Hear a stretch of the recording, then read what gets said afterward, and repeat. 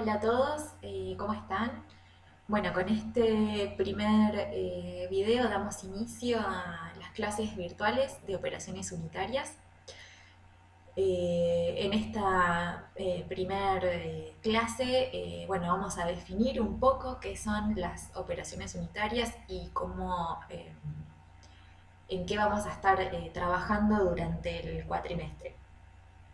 Y también vamos a hacer un breve repaso de mecánica de fluidos. Esta materia, ¿sí? Como bien tienen aquí, se llama operaciones unitarias. A lo largo de la carrera ustedes van a tener 3 operaciones unitarias, ¿sí? Pero bueno, ¿qué son las operaciones unitarias? ¿Qué es lo que estudian? Bueno, es la disciplina que estudia, ¿sí? De manera ordenada y clasificada los procesos físico-químicos que se utilizan en la industria química. ¿De qué procesos estamos hablando cuando nos referimos a operaciones unitarias? Bueno, hablamos del transporte de fluidos, del calentamiento o enfriamiento de algo, de la molienda, por ejemplo, cuando hay que reducir el tamaño. Es decir, las operaciones unitarias no son otra cosa más que distintas etapas que puede experimentar una materia prima para llegar a su producto final. Lo mismo que tenemos en la cocina, por ejemplo, ¿sí? Para llegar a elaborar un alimento, nosotros tenemos que pasar por distintas operaciones. Eh, Lavado, cortado, mezclado, horneado, ¿sí? Esas operaciones son independientes del alimento que querramos elaborar, pero son compartidas por varios procesos. Por ejemplo, llevándolo a procesos químicos, las operaciones unitarias son eh, estas acciones, estas operaciones que comparten los distintos procesos. Un proceso de producción de azúcar eh, tiene, por ejemplo, etapas de evaporación que también aparecen en un proceso de elaboración de leche en polvo. Si bien el producto final es completamente diferente, en ambos procesos, tanto en el de elaboración de azúcar como en el de elaboración de leche en polvo, tenemos procesos en común. Es decir, tenemos operaciones donde se mezcla el fluido, se seca el fluido, se separa el fluido. Lo mismo en, por ejemplo, la síntesis de amoníaco. ¿Sí? Es un proceso completamente diferente a los procesos anteriores, pero comparte operaciones. También tiene operaciones de calentamiento a través de intercambiadores de calor, de transporte de fluido a través de cañerías, de bombas, ¿sí? Tiene procesos de separación a través de columnas de destilación, ¿sí? Es decir, las operaciones unitarias, nuevamente repito, son aquellas operaciones que tienen en común todos los procesos industriales. A su vez, las operaciones unitarias se llevan a cabo en equipos específicos, ¿sí? Por ejemplo, si nosotros queremos hacer transporte de fluidos, ¿cómo vamos a lograr el transporte de fluidos? Y bueno, a través de bombas, cañerías, válvulas, compresores, ¿sí? Son todos equipos que están destinados a las operaciones de transporte. Ahora, si queremos calentar o enfriar un fluido, tenemos ciertos equipos que nos permiten hacer estas operaciones. ¿Cuáles son esos equipos? Intercambiadores de calor, hornos, calderas, torres de enfriamiento. Ahora, si queremos separar, ¿sí? Productos, materias primas, reactivos, podemos hacerlo a través de columnas de destilación, torres de absorción, zarandas, filtros, etc. Estos son ejemplos de los equipos específicos que se usan para llevar a cabo las operaciones unitarias. ¿Qué vamos a aprender nosotros? ¿Qué vamos a ver en Operaciones Unitarias 1? Todos aquellos equipos que están relacionados con el transporte de fluidos. Vamos a ver bombas, cañerías, válvulas, compresores. Vamos a ver cómo funcionan estos equipos, en qué procesos los usamos, cómo son. Muy importante qué problemas operativos están asociados a esos equipos. ¿Qué implicancias tiene un buen diseño? ¿Sí? No vamos a ver cómo diseñamos los equipos, pero sí vamos a ver qué características tienen que tener para que estén bien diseñados y bueno, cómo se representan en ciertos diagramas de las plantas de procesos.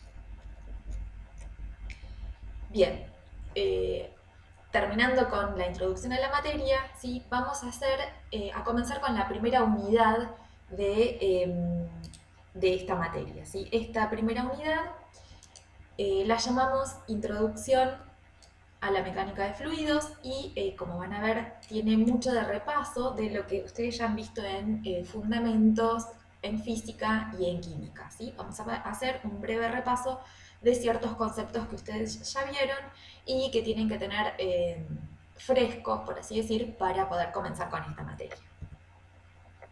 ¿Sí? Entonces, bueno, estos son los puntos que vamos a ir viendo en esta primera unidad que se llama mecánica de fluidos. Como recién les dije, vamos a hacer una introducción, ¿sí? Luego vamos a seguir con una clase de hidrostática aplicada, donde vamos a repasar el concepto de presión, ¿sí? Qué es y cómo la definimos, cómo la medimos también. Y después vamos a terminar con una clase de hidrodinámica aplicada. Hidrodinámica aplicada nos va a permitir ver cómo se comporta el fluido en movimiento a través del balance, que se llama el balance de Bernoulli, que es un balance de energía mecánica, y el análisis del flujo en las cañerías. Estos son entonces las tres grandes unidades que vamos a ver dentro de mecánica de fluidos. Primero lo que vamos a hacer es definir la mecánica de fluidos. ¿Y qué es la mecánica de fluidos? Es una ciencia, ¿sí?, que tiene como objetivo estudiar el comportamiento físico de los fluidos y las leyes que rigen este comportamiento. Es decir, vamos a ver que a través de la mecánica de fluidos vamos a poder predecir cómo se mueven los fluidos, ¿sí? Vamos a poder predecir con qué velocidad se mueven, qué presión van a tener los fluidos, ¿sí? Y eso, más adelante, nos va a permitir describir justamente el comportamiento de bombas, válvulas, compresores, etc. ¿Dónde encontramos aplicaciones de la mecánica de fluidos? ¿Dónde vemos la mecánica de fluidos? Esto que parece un nombre que no entiendo, ¿sí?, muy bien al principio de qué se trata, vamos a ir viendo, ¿sí?, a lo largo de esta unidad que la mecánica de fluidos nos rodea, ¿sí? Esta ciencia, la mecánica de fluidos, es la que explica qué acción ejerce el fluido sobre superficies sumergidas, ¿sí? Es muy importante la mecánica de fluidos para el diseño de las represas, por ejemplo. ¿Por qué? Porque la mecánica de fluidos justamente describe las presiones que ejercen los fluidos sobre superficies que se encuentran debajo de un líquido o de un fluido, hablando de manera general, ¿sí? Ya vamos a ir viendo ejemplos específicos, ¿sí? Esto es de manera general donde encontramos la mecánica de fluidos. En los cuerpos que flotan, ¿sí?, la mecánica de fluidos permite hacer diseños adecuados de barcos y hacer que no se hundan, por ejemplo. Por supuesto, en el cálculo de lo que llamamos turbomáquinas, o sea, todas las operaciones de bombas, turbinas, compresores, equipos fundamentales en cualquier planta química, están descritas por la mecánica de fluidos. El transporte de los fluidos en cañerías, ¿sí?, eso también se encuentra descrito por esta ciencia, al igual que la aerodinámica, ¿sí?, que tienen que tener los aviones, por ejemplo, está estudiada a través de la mecánica de fluidos y como último ejemplo, la acción del viento sobre los edificios, ¿sí?, cómo tengo que diseñar los edificios en altura para que soporten el viento, ¿sí?, cómo tengo que diseñar torres de destilación, que son equipos muy altos que se encuentran en la industria química. Bueno, todo eso lo explica la mecánica de fluidos. Otros ejemplos de aplicación. ¿Por qué las pelotitas de golf tienen agujeros? ¿Se lo preguntaron alguna vez? ¿Por qué ascienden los globos aerostáticos? ¿Por qué las alas de los aviones tienen esta forma? Bueno, todo eso responde a la mecánica de fluidos, ¿sí? Sin querer, sabemos que algo que presenta una forma aerodinámica, ¿sí? Esta forma, ¿sí? Como la forma de un ala de avión, va a poder avanzar más rápido que algo que tiene una forma como una pared, ¿sí? Es decir, si nosotros nos colocamos detrás de un paredón, ¿sí? Vamos a ver que el viento no nos llega, porque el paredón está tapando todo ese viento. Si nosotros queremos correr el paredón, vamos a tener que hacer una fuerza inmensa, porque vamos a tener que superar toda esta área que se encuentra contra el viento.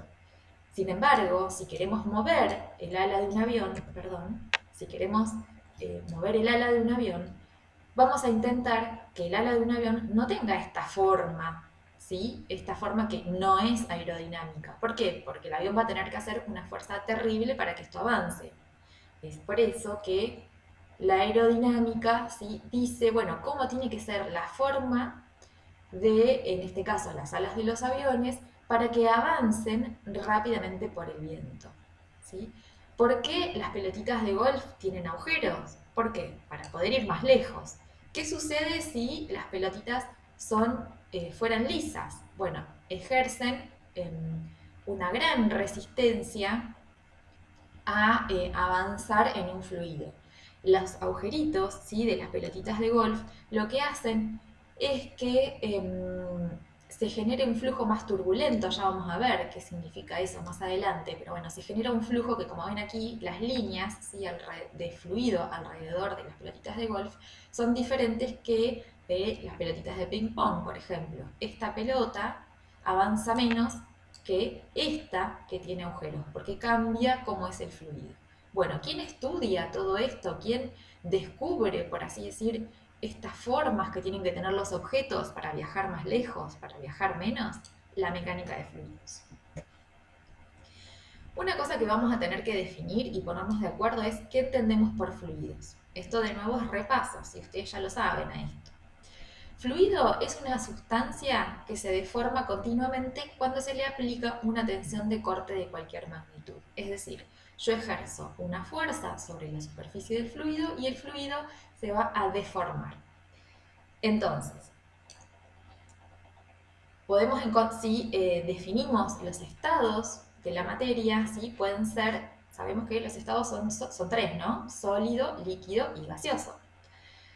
¿Cuál de estos tres estados o cuáles de estos tres estados son fluidos? Y bueno, los fluidos van a ser los líquidos y los gases. ¿Por qué? Porque un sólido, cuando yo le aplico una deformación, una tensión de corte, ¿sí? no se deforma. Por lo tanto, un sólido no es un fluido, ¿sí? ¿Cuáles son las características que tiene un sólido, un líquido, un gas en cuanto a forma y en cuanto a volumen? Los sólidos tienen forma definida, ¿sí? Es decir, si yo tengo un recipiente con un sólido adentro, el sólido tiene una forma que es independiente del recipiente que lo contiene, ¿sí? Este cuadrado va a tener siempre esta forma, independientemente de si yo lo coloco en un balde de 5 litros o en un balde de 2 litros, ¿sí? Los sólidos tienen forma definida y volumen definido. ¿Qué sucede con los líquidos? Los líquidos tienen una forma indefinida, es decir, los líquidos tienen la forma del recipiente que los contienen, ¿sí? Si yo tengo un litro de líquido, va a tomar la forma del recipiente que lo contiene. Si yo tengo un vaso, va a tomar la forma del vaso, ese litro, pero si yo tengo una botella, va a tomar la forma de la botella. Sin embargo, el volumen del líquido es definido. O sea, un litro de agua va a ocupar siempre un volumen de 1 litro, ¿sí? Independientemente de si yo ese litro lo coloco en un vaso o lo coloco en una olla. ¿Qué sucede con los gases? Los gases tienen forma indefinida y volumen indefinido. Es decir, toman la forma y el volumen del recipiente que los contiene. ¿sí? Si yo tengo este recipiente, Sterner Meyer, lleno con gas, el gas va a ocupar todo el volumen del recipiente. Si yo lleno una botella de 1 litro con un gas, el gas va a ocupar el volumen de 1 litro. Si yo lleno una botella de 10 litros con la misma masa de gas, esa masa va a ocupar el volumen de los 10 litros. Claramente, entonces, un fluido, ¿sí?, es una sustancia que es un líquido o un gas. Eso es lo que se define como fluido. Repasando entonces, los sólidos, ¿sí?, se caracterizan por tener alta densidad, ¿sí? La densidad de los sólidos es alta respecto a la densidad de los líquidos y los gases que son más bajas, ¿sí? Si miramos a nivel molecular, las moléculas se encuentran fijas, ¿sí?, no se mueven. Las fuerzas cohesivas son altas, o sea, las moléculas se encuentran unidas entre sí con fuerzas elevadas y, como ya dijimos, mantienen su forma. Miremos los líquidos. Los líquidos tienen todas estas características, es decir, hay mayor separación entre las moléculas. ¿Sí? Si observamos aquí las moléculas, que son cada uno de estos puntitos, se encuentran más separados que en el estado sólido y no se encuentran tan ordenadas. ¿Sí? Como verán, aquí están más desordenadas, o sea, las moléculas están más libres. Las fuerzas cohesivas son menores. Es fácil la deformación, o sea, yo puedo deformar un líquido de manera más o menos fácil, pero es difícil su compresión, o sea, su volumen no cambia, ¿sí? El volumen de los líquidos, como dijimos, no cambia. No mantienen su forma, ¿sí? Se pueden bombear por un tubo y se pueden descargar en un recipiente. O sea, yo puedo vaciar un balde que tiene un líquido, pero no puedo vaciar libremente un balde que tiene un ladrillo, por ejemplo. ¿Qué sucede con los gases? Bueno, las moléculas están aún más espaciadas que los líquidos, aún más libres que los líquidos. Las fuerzas cohesivas son muy bajas, ¿sí? Son mucho más bajas que en los líquidos y por supuesto que en los sólidos. Los gases son muy fácilmente deformables, ¿sí? Adoptan la forma completa del recipiente que los contiene, se pueden comprimir, ¿sí? Es muy fácil comprimir un gas, comprimir aire, ¿sí?, a diferencia de comprimir un líquido. Llenan completamente el recipiente que los contienen, no presentan superficies libres, es decir, yo no veo una superficie, ¿sí?, como veo acá, ¿sí?, ahí tengo el nivel de líquido, mientras que en los gases no tengo una superficie en el gas, y se pueden mezclar fácilmente, ¿sí? Aquí lo que hicimos entonces fue resumir características de los sólidos, los líquidos y los gases.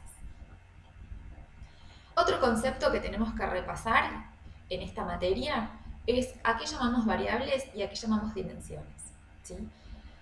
El comportamiento y las características de los fluidos se describen mediante variables, ¿sí? Las variables tienen dimensiones. O sea, ¿qué son las variables? Ahora lo vamos a repasar.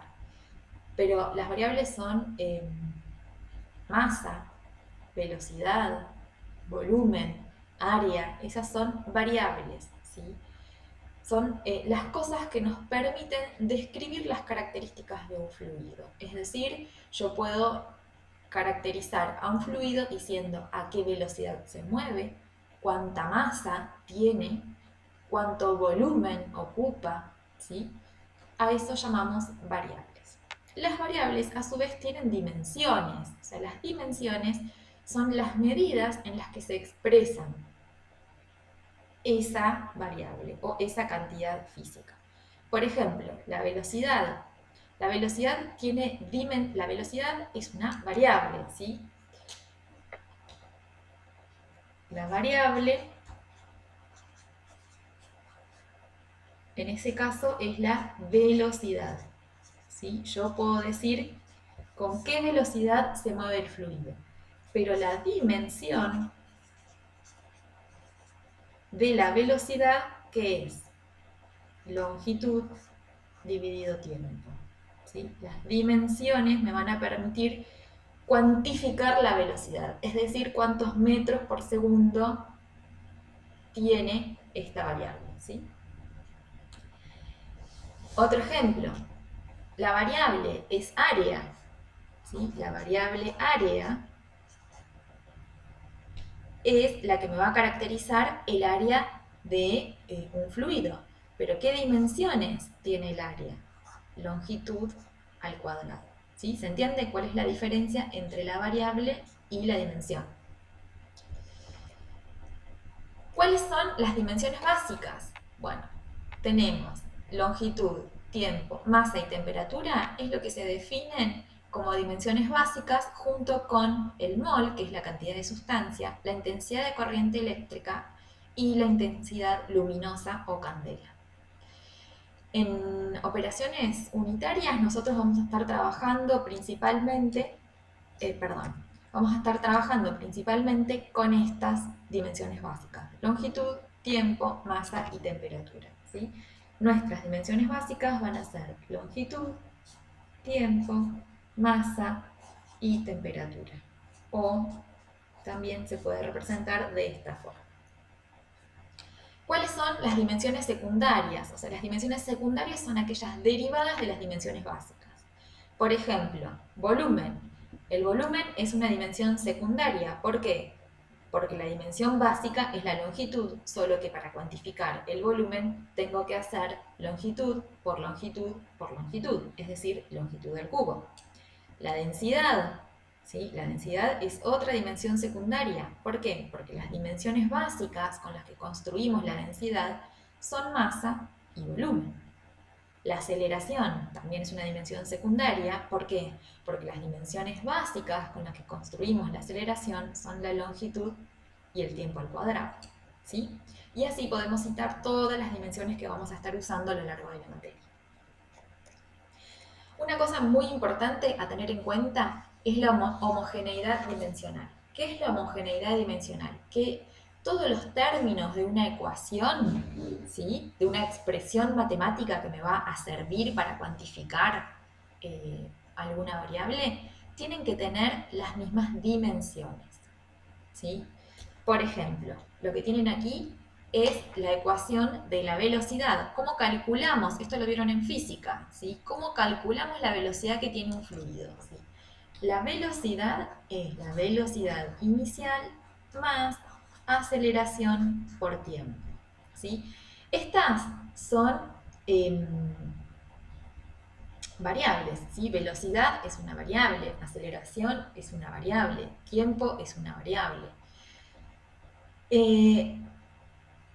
Pero esta ecuación, ¿sí? Tiene que tener las mismas dimensiones. Cada uno de los términos, esto es un término, esto es un término, esto es un término, tienen que tener las mismas dimensiones. ¿Qué dimensiones tiene la velocidad?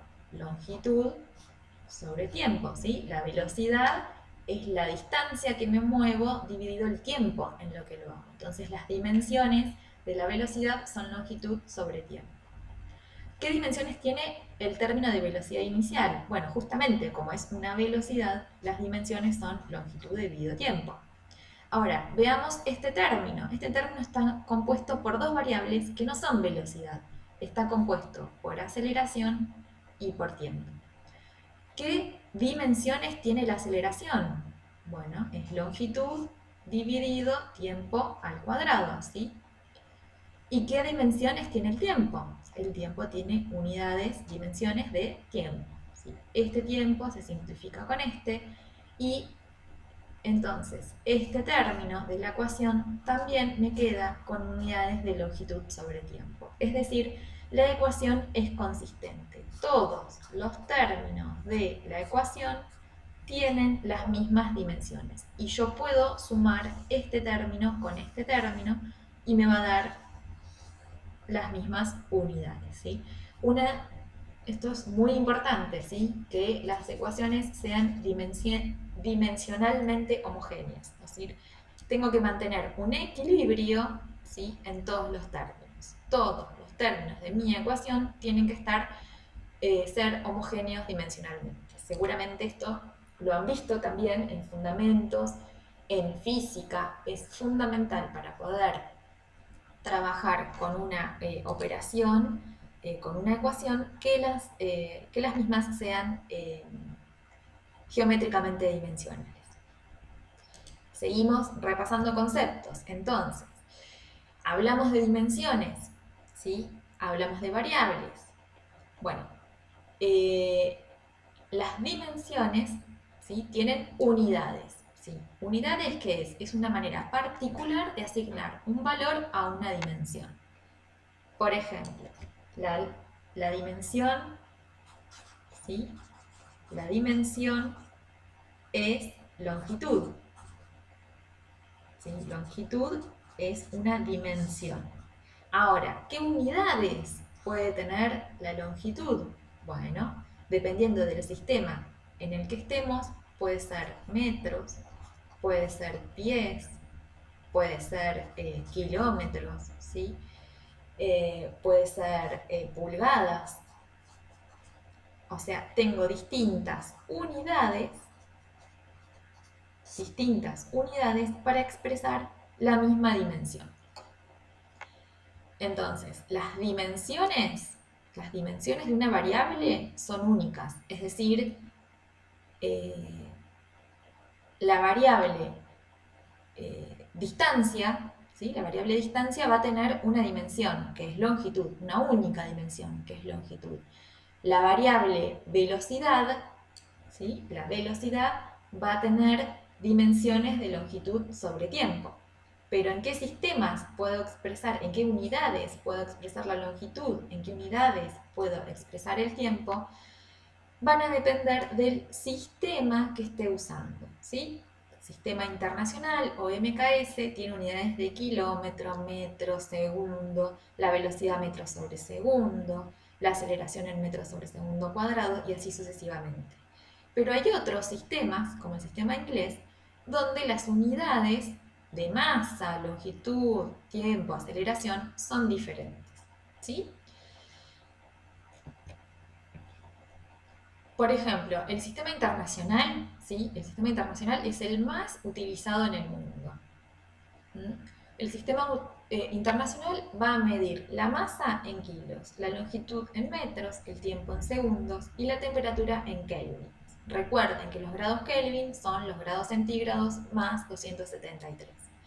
La velocidad la va a medir en metros sobre segundos. ¿Por qué? Porque va a usar la longitud en metros y el tiempo en segundos. Y la aceleración en metros sobre segundo cuadrado.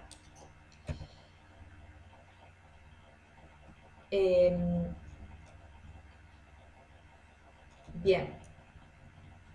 Para poder, digamos, convertir de un sistema de unidades a otro, ¿sí? Para pasar de un sistema de unidades a otro, lo que se tienen son tablas de conversión, ¿sí? Nosotros les dejamos en el Moodle, les subimos una tabla de conversión de unidades. Aquí voy a intentar mostrarles una parte de la tabla de conversión de unidades. A ver, ahí estamos. Entonces, en el anexo ustedes van a tener una tabla de conversión. Las tablas de conversión es básicamente, ¿qué es lo que nos dicen? Bueno, cómo es la relación entre las distintas unidades en los sistemas de conversión. Por ejemplo, en esta tabla van a tener, bueno, en el sistema inglés van a tener el nombre en el sistema inglés de, por ejemplo, vamos a hablar de longitud, ¿sí? La longitud en el sistema inglés se mide en pulgadas, el equivalente en el sistema internacional es centímetro. ¿Y cómo hago para pasar de un sistema a otro? Bueno, esta tabla, ¿cómo se utiliza? Dice, para convertir a sistema internacional, multiplique por. Es decir, si yo tengo 10 centímetros, 10 pulgadas, ¿sí? Las pulgadas son en el sistema inglés, ¿sí? Es la unidad de longitud del sistema inglés. Si yo las pulgadas las quiero convertir a centímetros, lo que tengo que hacer es multiplicar las pulgadas por 2,54. Es decir, como me dice aquí arriba, ¿sí? Para convertir al sistema inglés, multiplique por. Es decir, para convertir al sistema internacional, multiplique por. Si yo quiero convertir 10 pulgadas a centímetros, las 10 pulgadas las tengo que multiplicar por 2,54. Pero si lo que yo quiero hacer es al revés, es decir, convertir del sistema inglés al sistema, perdón, convertir a sistema inglés del sistema internacional, es decir, yo quiero convertir 20 centímetros a pulgadas, esos 20 centímetros los tengo que multiplicar por 0,3937, ¿sí?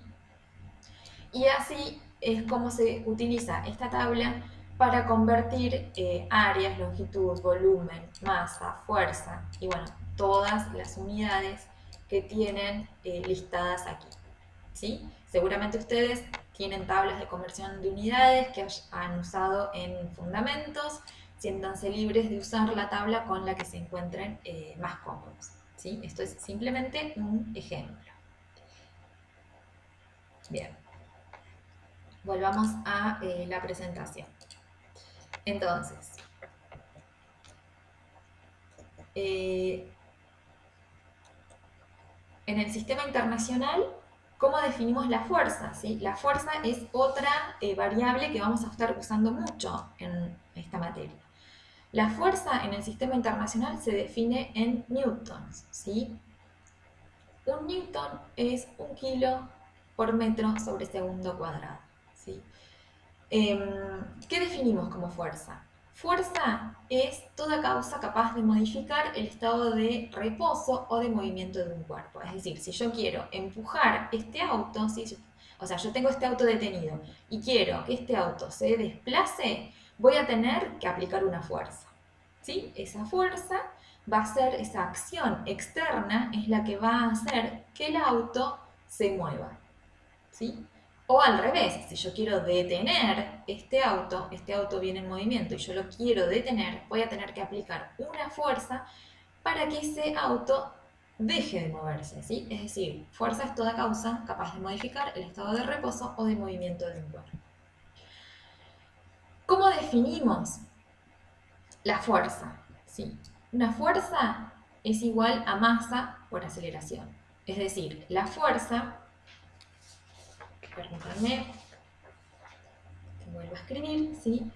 Fuerza es igual a masa por aceleración. La fuerza depende de la masa que tenga el objeto, ¿sí? Si el auto es más pesado, voy a tener que hacer más fuerza para poder cambiar su movimiento, ¿sí? Y en la definición de Newton, ¿sí? El Newton en sí mismo se define como la fuerza necesaria para proporcionar una aceleración de 1 metro por segundo cuadrado a un objeto de 1 kilo. Es decir, un newton es 1 kilo por 1 metro sobre segundo cuadrado, ¿sí?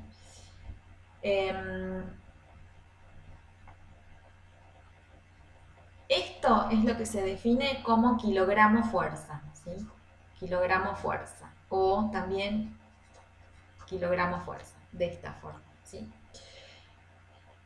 Entonces, es la definición de fuerza en el sistema internacional, ¿sí? Aquí lo que tenemos que tener en cuenta es que masa y peso no es lo mismo, ¿sí? Una cosa es la masa que tiene un objeto, ¿sí? Un objeto puede tener una masa de 1 kilo, pero que tenga un peso de 1 kilo, ¿sí? Un peso de 1 kilo significa que pesa 1 kilogramo fuerza en la Tierra, ¿sí? Con una aceleración de 9,8, cuando la aceleración es la de la Tierra, o sea 9,81 metros sobre segundo cuadrado, ese objeto pesa o tiene una fuerza de 1 kilogramo fuerza, ¿sí? O lo que es lo mismo de 9,81 newtons, ¿sí? La fuerza, el peso en la Tierra de un objeto es la masa por la aceleración de la gravedad, que en la Tierra es 9,81 metros sobre segundo cuadrado, ¿sí? Entonces, un objeto que pesa 1 kilo fuerza, en realidad tiene una fuerza equivalente a 9,81 newtons, ¿sí? Entonces, masa, ojo, masa y peso no es lo mismo. No es lo mismo hablar de 1 kilo de masa que hablar de 1 kilo de peso. El peso va a depender de la aceleración que esté experimentando ese kilo de masa. Volvamos entonces a nuestro ejemplo, ¿sí? Del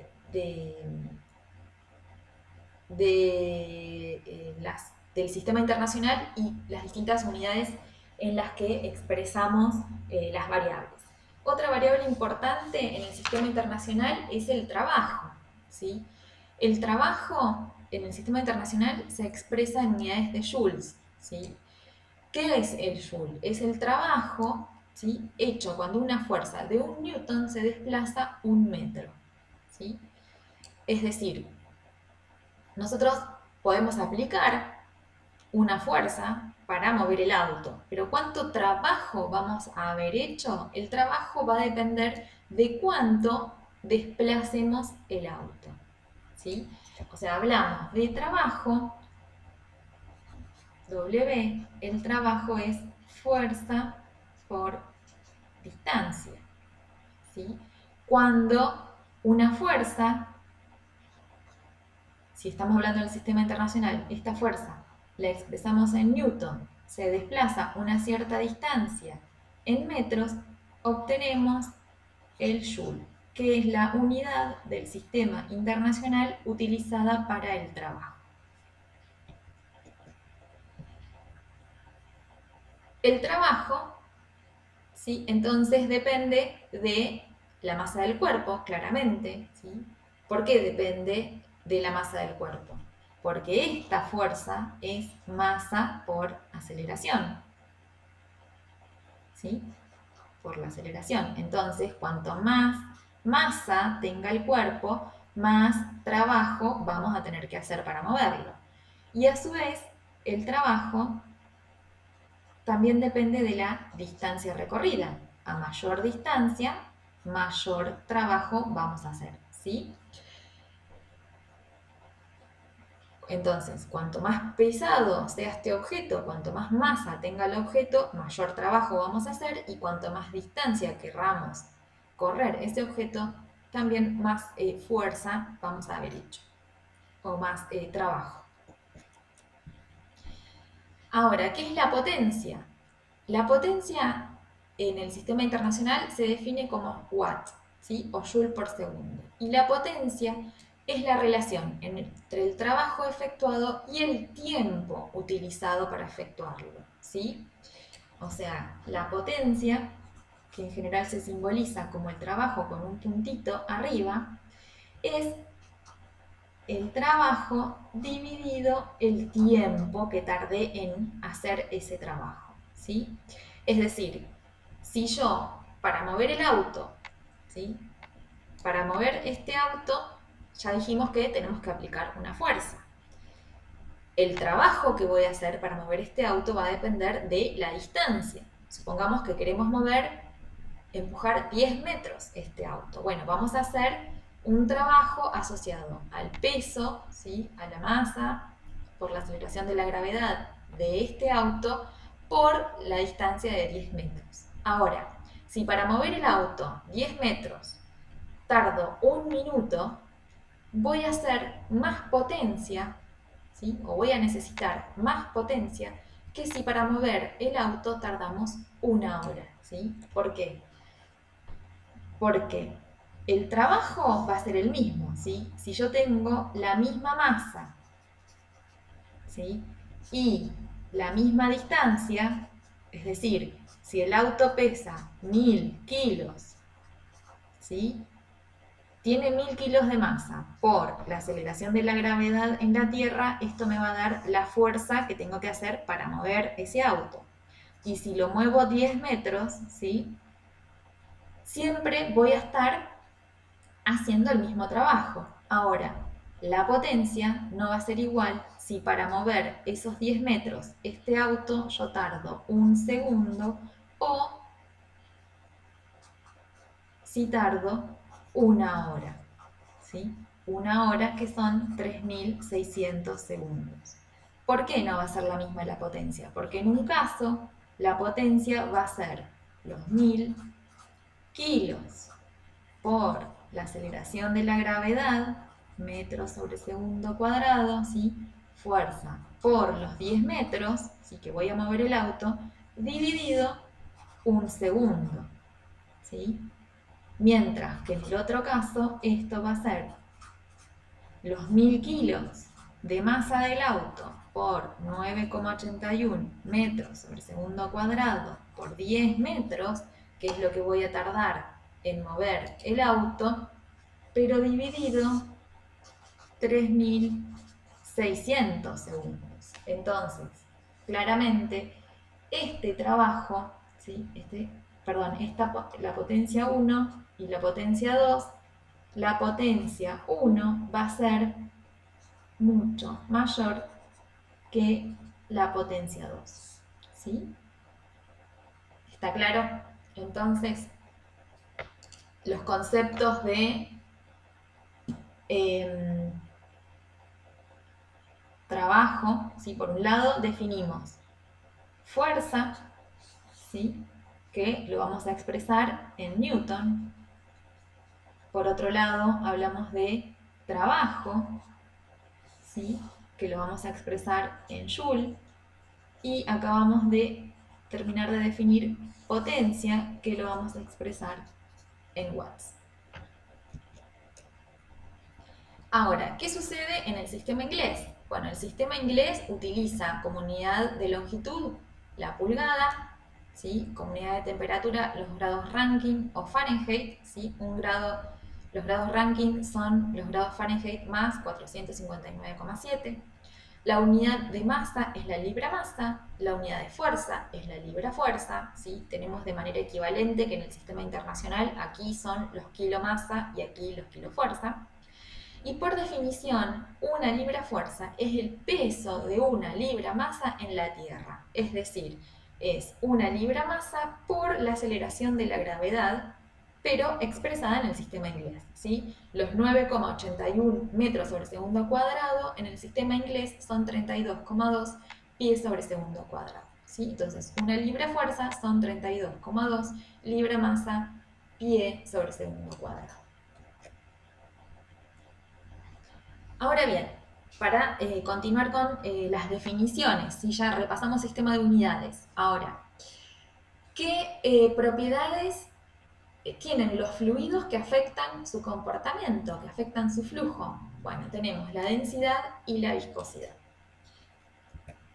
La densidad de un fluido se define como la masa del fluido dividido el volumen, ¿sí?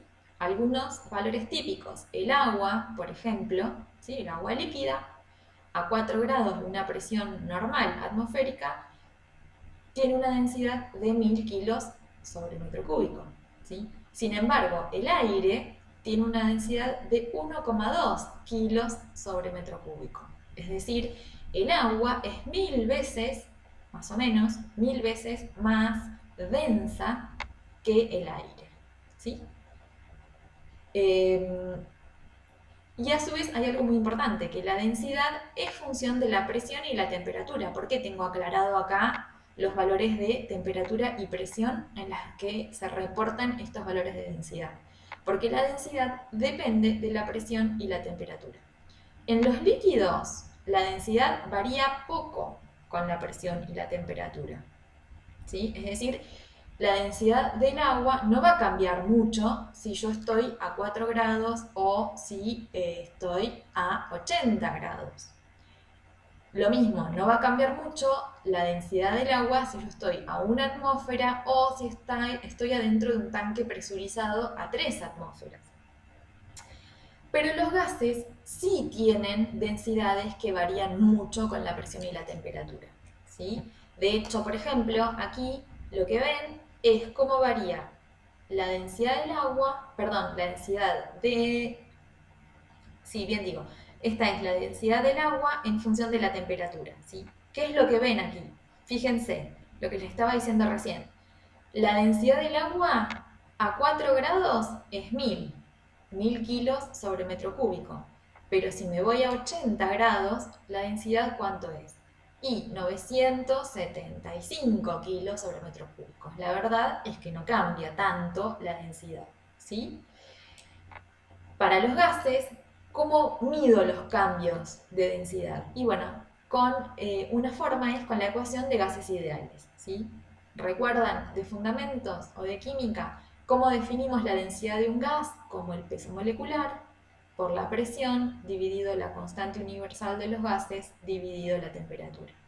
Esto, yo sabiendo la condición de presión que tiene el gas y la condición de temperatura que tiene, defino la densidad. Por supuesto, esto, repásenlo, las unidades de presión, peso molecular, la constante de los gases y la temperatura me tiene que dar unidades de densidad, es decir, de masa sobre volumen. Variables asociadas a la densidad. ¿Qué tenemos? Volumen específico. El volumen específico es la inversa de la densidad, ¿sí? Volumen específico es 1 dividido la densidad, es decir, va a ser metro cúbico dividido kilo, o lo que es lo mismo, volumen dividido masa, ¿sí? El peso específico. El peso específico es el peso que tiene una unidad de volumen del fluido, ¿sí? Peso por unidad de volumen. ¿Qué es peso? ¿Sí? El gamma o peso específico es, bueno, justamente el peso, ¿sí? Que es una fuerza, dividido el volumen. El peso lo definimos hace un ratito como la masa del fluido por la aceleración de la gravedad dividido el volumen, ¿sí? Entonces, esto no es otra cosa más que la densidad del fluido por la gravedad. Eso es lo que definimos como peso específico. Y nosotros lo vamos a representar con esta letra, gamma, ¿sí? Lo vamos a usar mucho, que gamma es densidad por gravedad. ¿Qué es la gravedad específica?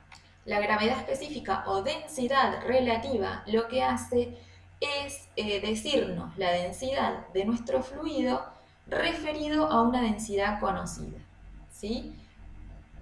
En general, lo que se toma como densidad de referencia es la densidad del agua, es decir, esta que vimos hace un ratito, los 1000 kilos sobre metro cúbico. Es decir, si yo tengo un aceite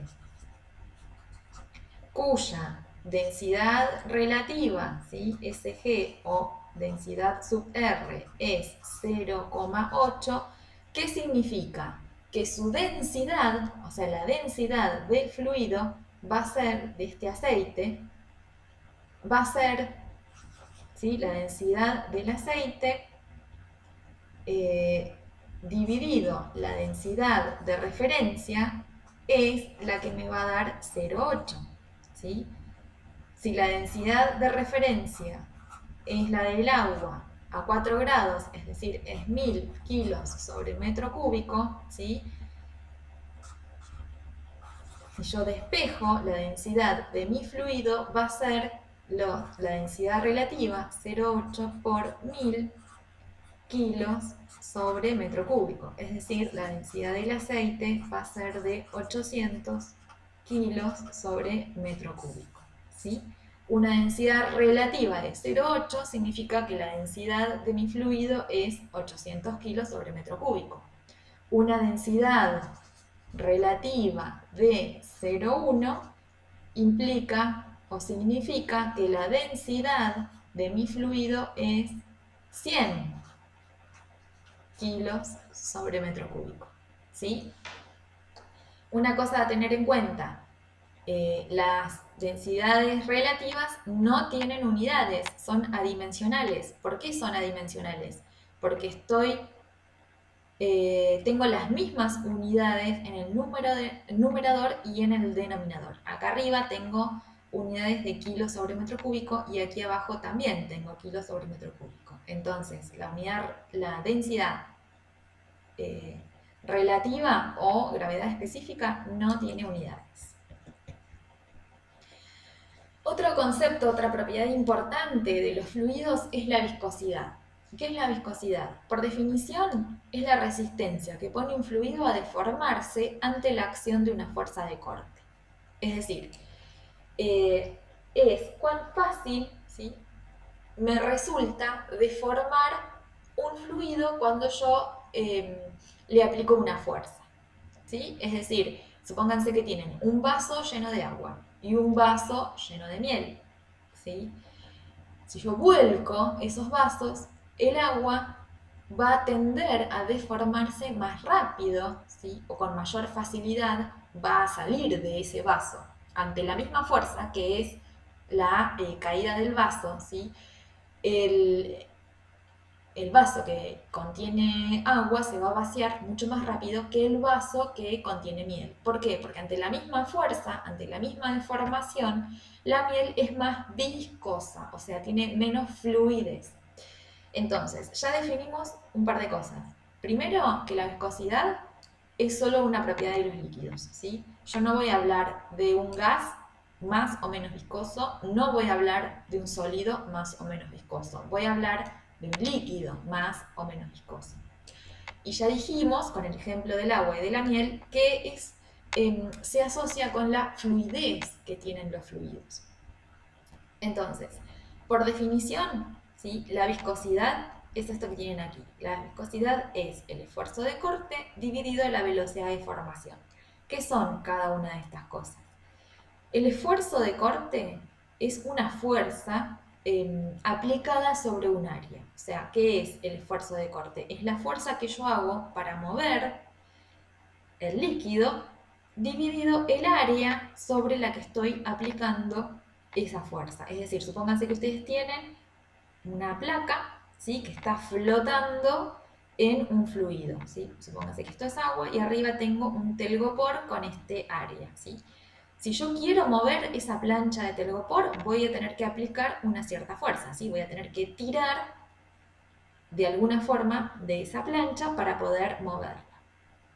El esfuerzo de corte, ¿sí?, o sea, la fuerza, el corte que va a experimentar el líquido que tengo abajo, el agua que tengo abajo de esa plancha de telgopor, va a depender no solo de la fuerza con la que voy a mover esa plancha, sino del área que tenga esa plancha, ¿sí? Es decir, yo puedo aplicar la misma fuerza, permiso, ¿sí? Yo voy a tener una placa de telgopor, ¿sí?, que va a tener un cierto área y va a estar sobre agua. Y otra placa más chiquitita, ¿sí?, que también va a estar sobre agua. El esfuerzo de corte va a depender de la fuerza, ¿sí?, y del área que tenga esa placa.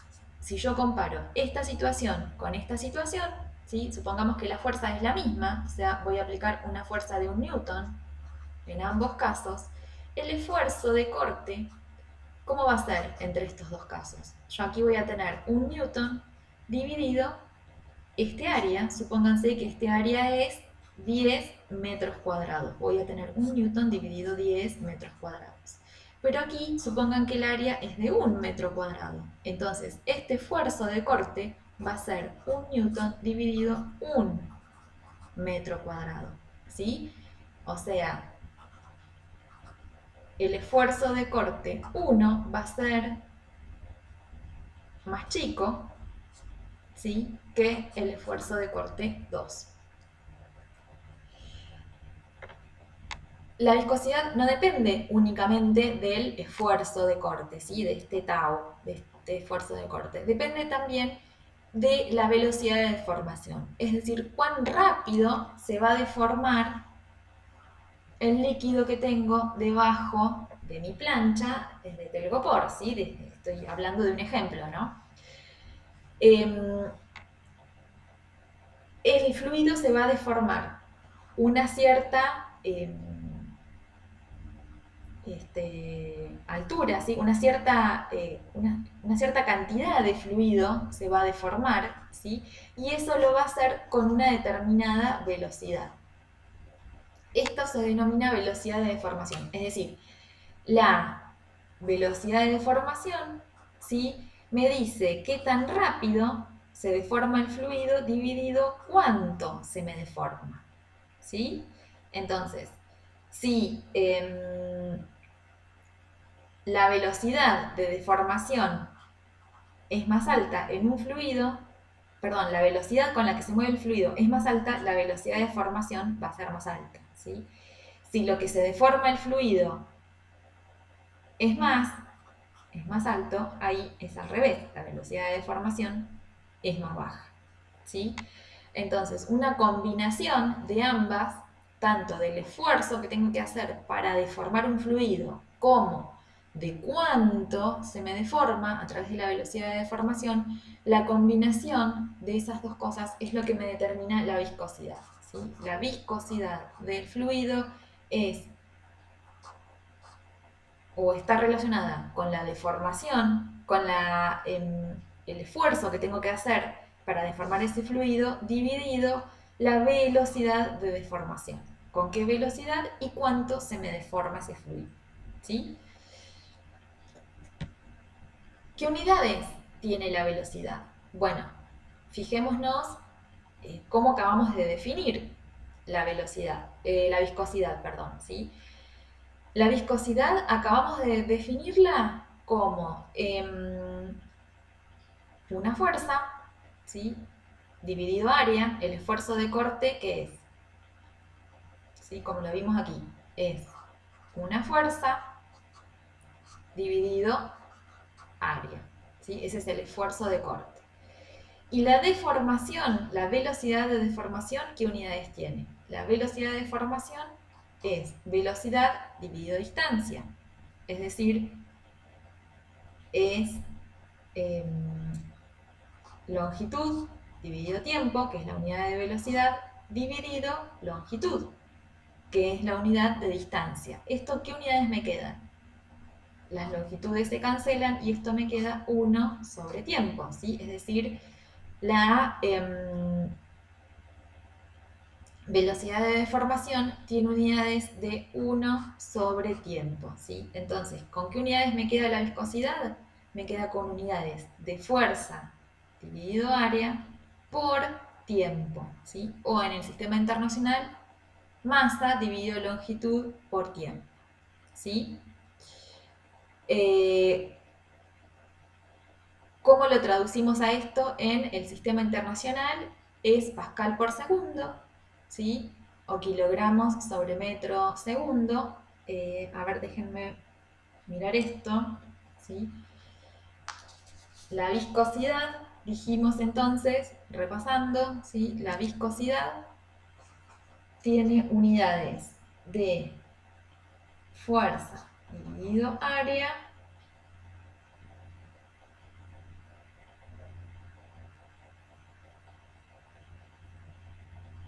por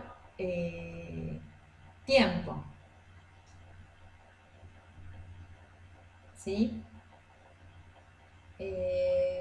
A ver, estoy chequeando un tema de unidades.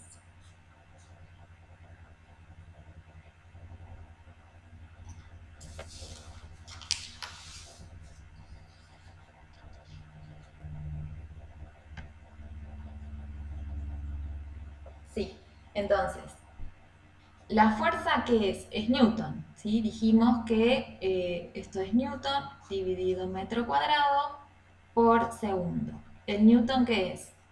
Kilogramo por metro dividido segundo cuadrado dividido metro cuadrado por segundo.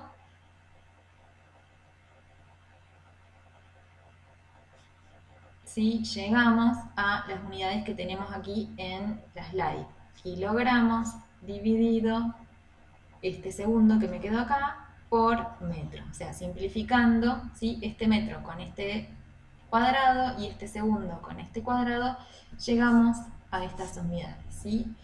De viscosidad en las unidades fundamentales. Kilogramos sobre segundo metro.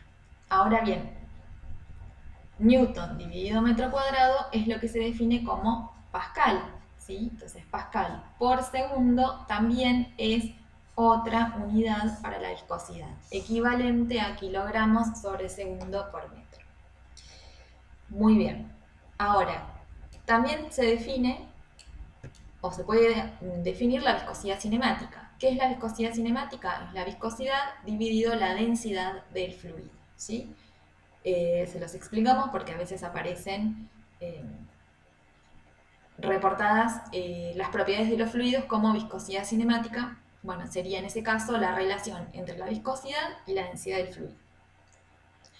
Y por último, esto que vimos recién de cómo definimos la viscosidad, ¿sí? Es decir, dijimos que la viscosidad es el esfuerzo de corte, ¿sí?, dividido la velocidad de deformación, es lo que se llama la ley de Newton de la viscosidad, ¿sí? La ley de Newton, ¿qué nos dice? Bueno, que el esfuerzo necesario para deformar un fluido va a ser proporcional a la deformación, ¿sí? Esto es esfuerzo y esto es deformación o velocidad de deformación.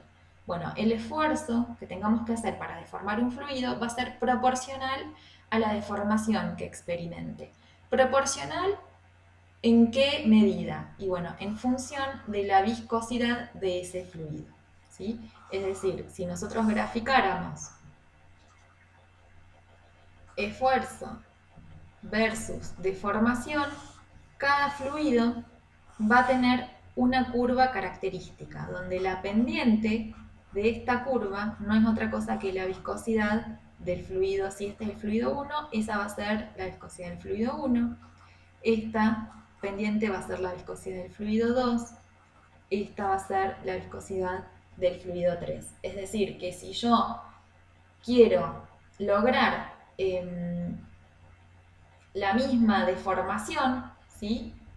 Si yo quiero lograr la misma deformación de un fluido, si el fluido es más viscoso, voy a tener que aplicar un esfuerzo mayor. Pero si el fluido es menos viscoso, voy a tener que aplicar un esfuerzo menor comparado con el de un fluido más viscoso, ¿sí? Es decir, la fuerza, el esfuerzo que tengo que hacer, ¿sí?, aumenta proporcionalmente con la velocidad de deformación. Esto mismo que les grafiqué, que les acabo de graficar, es lo que tenemos representado en esta figura, ¿sí? Si yo tengo el esfuerzo de corte respecto de la velocidad de deformación graficado para distintos fluidos, comparemos, por ejemplo, esta es la ley de Newton, ¿sí?, o la ley de la viscosidad para un aceite, para un crudo, ¿sí?, para petróleo. Esta viscosidad, esta pendiente de esta curva es mayor que la pendiente que tiene esta curva que es la de agua. Es decir, si yo quiero lograr deformar el petróleo, ¿sí?, un aceite muy pesado, voy a tener que hacer un esfuerzo mucho mayor que si yo quiero deformar agua, ¿sí? Y esto nos abre la definición de los fluidos no newtonianos. O sea, ¿qué quiere decir esto? Que hay dos tipos de fluidos. Newtonianos es donde la deformación es, la viscosidad es constante. O sea, el fluido siempre tiene la misma viscosidad, ¿sí? Es decir, si yo aplico un esfuerzo de corte, ¿sí?, voy a tener siempre la misma deformación o una deformación proporcional al esfuerzo de corte que yo hago. Si yo hago mucho esfuerzo de corte, ¿sí?, aplico un esfuerzo de corte alto, voy a tener una deformación alta. Si yo aplico un esfuerzo de corte bajito, voy a tener una deformación bajita. Eso es un fluido newtoniano. Hay fluidos que no se comportan de esa forma y se los llama fluidos no newtonianos. Nosotros no vamos a hablar de este tipo de fluidos, pero básicamente lo que significa esto, o sea, que el fluido sea no newtoniano, esto es un fluido newtoniano, ¿sí? Un fluido no newtoniano lo que tiene es que la viscosidad no es constante, ¿sí? La viscosidad cambia con el esfuerzo que yo aplico, ¿sí? La relación no es lineal. Es decir, si yo tuviera que hacer una gráfica, no tendría una recta, ¿sí?, una gráfica de tau versus la velocidad de deformación, tendría una curva que no es una línea recta, ¿sí? Es decir, un fluido que no es newtoniano, ahora vamos a ver un video de ejemplo, significa que cuanto más esfuerzo, ¿sí? O más fuerza yo le aplico para deformarlo, menos se deforma, ¿sí? Un fluido newtoniano, ¿qué nos dice? Y bueno, que si yo aplico una fuerza alta, ¿sí? Una deformación alta, un esfuerzo alto, el fluido se va a deformar mucho, ¿sí? Si yo vuelco un vaso de a poquito, el agua se va a desparramar muy poquitito, pero si yo lo tiro de golpe, se va a desparramar todo el agua rápidamente, ¿sí? Y en mucha cantidad. Eso es un fluido, se comporta de esa manera porque es un fluido newtoniano. A mayor esfuerzo, mayor deformación. Los no newtonianos no sucede esto. Les dejo aquí un video, ¿sí? Para que observen cómo se comporta un fluido no newtoniano, es decir, este tipo de fluidos, fluidos donde a mayor esfuerzo, menos deformación tengo. El día de hoy aprenderemos qué es un fluido no newtoniano. Este sencillo y divertido experimento podrás realizarlo con materiales que puedes obtener fácilmente en tu cocina. Solo recuerda limpiar cuando termines. Para realizar el experimento necesitaremos los siguientes materiales: una caja de maicena, 1,5 tazas de agua, un contenedor para mezclar, un tazón y un martillo. El procedimiento es el siguiente. Primero, colocamos una taza de agua en el contenedor e incorporamos la maicena. Podrías mezclar directamente en el tazón si así lo deseas. Ahora, tratando de no ensuciar demasiado y utilizando nuestra mano, comenzamos a mezclar. Debemos tener mucha paciencia, ya que la mezcla se vuelve muy dura. Conforme vayamos mezclando, podemos ir agregando más agua hasta llegar a la consistencia deseada. La mezcla deberá tener una consistencia pastosa semilíquida, como podremos apreciar en el video. Para comprobar la consistencia de la mezcla, debes agarrar un poco y dejarla escurrir. No debes usar más de la 1,5 tazas de agua, ya que si la mezcla es muy líquida, no servirá para el experimento. Finalmente, pasamos la mezcla al tazón y estamos listos para experimentar con nuestro fluido no newtoniano. Como podemos apreciar, se comporta como un líquido común. Sin embargo, al aplicar fuerza, observa lo que pasa. Tal pareciera que se convierte en un sólido por un segundo. Este fenómeno se debe a que los fluidos no newtonianos tienen la capacidad de cambiar su viscosidad dependiendo de la fuerza aplicada sobre ellos. Intenta golpear el fluido con tu puño para apreciar la sensación de cambio. ¿Qué crees que pasaría si golpeas más despacio? Diviértete con tus amigos y comparte tus resultados en nuestro canal de YouTube. Y no olvides revisar nuestros otros videos en dinkids.com. Bueno, como vieron, la maicena con agua se comporta como un fluido no newtoniano, es decir, su viscosidad cambia en función del esfuerzo que le aplicamos, a diferencia de los fluidos newtonianos. Bueno, espero que se haya entendido. Ahora continuamos con el punto 2 de la unidad de mecánica de fluidos, que es hidrostática aplicada. Muchas gracias.